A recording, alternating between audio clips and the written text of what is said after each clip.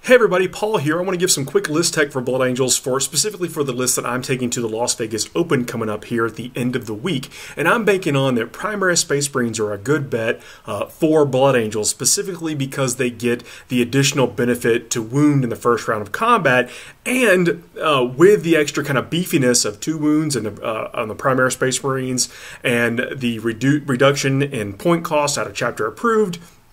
And just the kind of the tactical battlefield roles that they can play over the course of the tournament, I think they're going to be a good bet. So I've loaded them up into a list. Now, it's not all primary Space Marines. I've got some people that you'll recognize, hopefully, when I say the name. So the list starts out with a captain that I'm calling Banginius. This is the guy that I'm giving the Thunderhammer Storm Shield, the Relic Jump Pack, and I'm probably going to make him our Warlord and give him the ability to give him a Feel No Pain, even a better Feel No Pain if I choose to have him drop to the Death Company pregame by using our command point.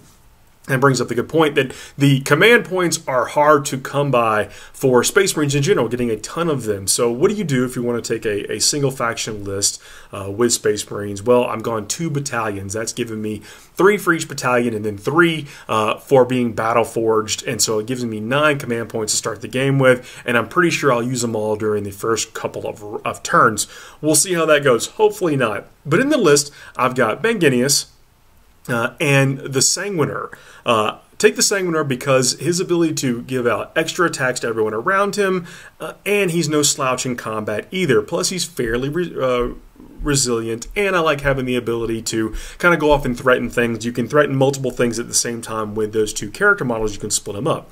I'm then taking a couple units of scouts with bolters, because with scouts you specifically want to alter how the enemy deploys things, your opponent deploys things, so you can put them out there outside their deployment zone, of course, but you're then giving yourself some buffer ranges for things for where they might not be able to deploy some of their more craftier things. And then in that first battalion, I'm taking a unit of primary Space Marines just with their 30-inch range bolters.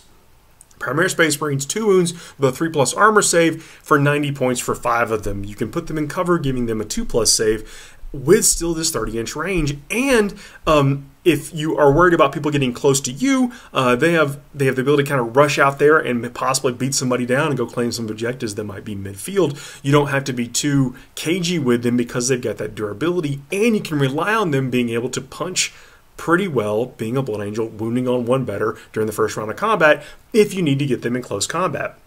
In the next battalion, I've got Lemartes and Mephiston. You guys know I love Mephiston. You know, his rules have kind of gone up and down from edition to edition, but the counter thing to this is that in this list, I was planning on taking a Librarian Dreadnought just to kind of rush up there, get a little bit extra movement with the wings, and then maybe Unleashing the Rage, another unit I'm going to talk about here in a minute. Being able to, and then rush into combat to eat up some Overwatch. And Mephiston can do that too, but Mephiston gets the ability to deny the witch twice. You never know when this is going to come up. In some games, this isn't going to come up at all, I don't think, but in a lot of games, I think that it will. And I think that since you don't seem to be actually paying any more points for that extra ability to deny, Mephiston just doing the function that I wanted this slot in my army to do, I felt like he was a good choice.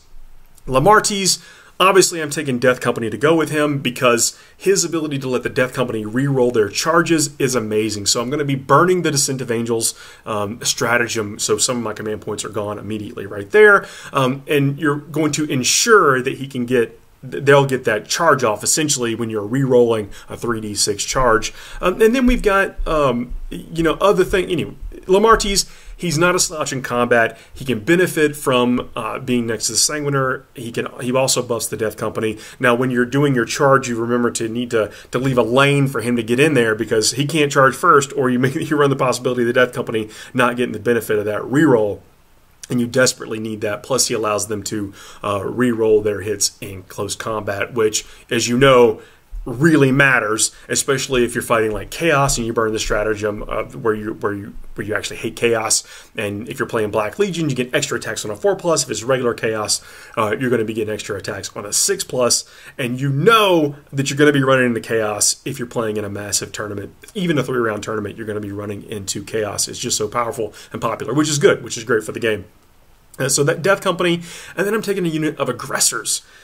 I struggled with this because the Aggressors, I think there's kind of a stigma against some of the fancier new units, and especially Primaris Marines, how they're replacing old Marines and whatever. But I think if you describe to people what an Aggressor unit does, with all the attacks, being able to shoot twice, the fact they come with Power Fist, potentially shoot twice if they don't move, for 111 points with their price being reduced in chapter approved, I think they're a good buy. And with everyone finding ways to push units up in your face, you might actually be in double shot range on turn 1 if you get the initiative to go first. Now this list is kind of built to go second, but still.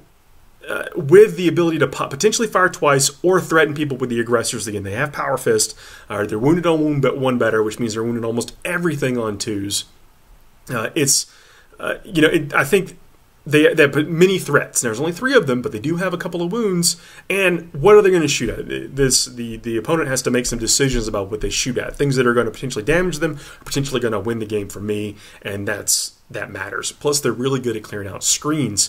So with a big fat unit of Death Company, you have 11 Death Company in this list, and this is where I've gone from 11 to 15 to 25 to 30, to 30 Death Company guys in the list. It's kind of fluctuated, but I've settled on 11, and it's killing me because I'll tell you why in a minute. But the Death Company need to have the way cleared for them. So when they come down, you have to be able to get into some meaty areas of the opponent's army list, and the Aggressors are really good at clearing out small units, especially if it's multiple units. They have multiple layers of defense. The Aggressors can get in there and do some attacking. And I also have some Intercessors in here, the guys that drop down, and I took Assault Bolters on them.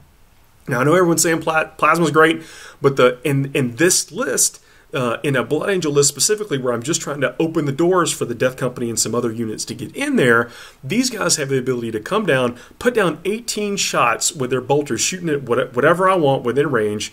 It's a heavy bolter. It's pretty good in this edition, and they can charge. Now, granted, I know they're going to be trying to make a 9-inch charge, but if they do make the charge, they have the potential of doing some additional mortal wounds. And then, again, they're no slouches in combat because they're Blood Angels. So I've taken 6 of them, and I'm kind of going back and forth where I put them in one list and combat squad them potentially, or put them in one unit, or break them up into 2 units. I think currently right now I have them in 2 units, and then I've got a Fire Raptor in the list, and this is where I'm struggling because the Fire Raptor is so good, but it's my only vehicle in the list. And I think that if I was building this, if I had a little more time, maybe another week or 2 to get things done, the Fire Raptor wouldn't be there, and I would have 15 more Death Company in the list. I've got my Death Company currently armed with a couple of Power Fists and a Power Sword. I think I would build the next 15 to have a couple of Thunder Hammers and maybe a Power Sword or 2, but they just put out so many attacks when they charge. I think that I want them instead of the Fire Raptor, but since I know I'm going to be fighting Primarchs, sometimes the guns on the Fire Raptor can potentially do so much damage and pick up things that are otherwise threats to me before these things come down that it stayed in the list. It stayed in the list because it is definitely not a bad choice. I think that what I'm really struggling with is just more of a style choice, or we'll see. I could play the whole tournament feasibly without running into a big Primarch or something that needs that 2-wound nose gun. It's unlikely, but you never know. And then, so of course, that would cement the choice to take more Death Company. But that's where I think. But again, I think that if I had the 15 extra Death Company with bolters and a couple Thunder Hammers or something, I think I would take them without question right now, just for the play style that I want to achieve. But again, I'm certainly not downplaying the Fire Raptor and how good it is, especially with it. It's a little bit of a price reduction. It brought it more in parity with the Storm Raven. And if you're not looking to transport troops, I think you really need to be looking at the Fire Raptor. So that's my list. Several named characters, but I love the named characters. The Sanguiner, great. Kind of had a love-hate relationship with him over the years, but I think I've finally come to grips with it. Lemartes, awesome. Death Company are awesome, and so by proxy, he is awesome. Ben Guineas, my own personal name character. I cannot wait to I should see what he's able to accomplish, but in my test games he's done really well and I'm happy with him. And then Mephiston, who I've used to great effect over the years and over editions, and he always seems to perform well for me, and I think that's part of just my enthusiasm coming through on the tabletop. But I'm looking to do as well as I can at the event, but I wanted to share my list and get you guys' thoughts on the inclusion of Primaris. And if you, because maybe they're not great for every chapter, but I think that they do really play in very well to the Blood Angel chapter tactics.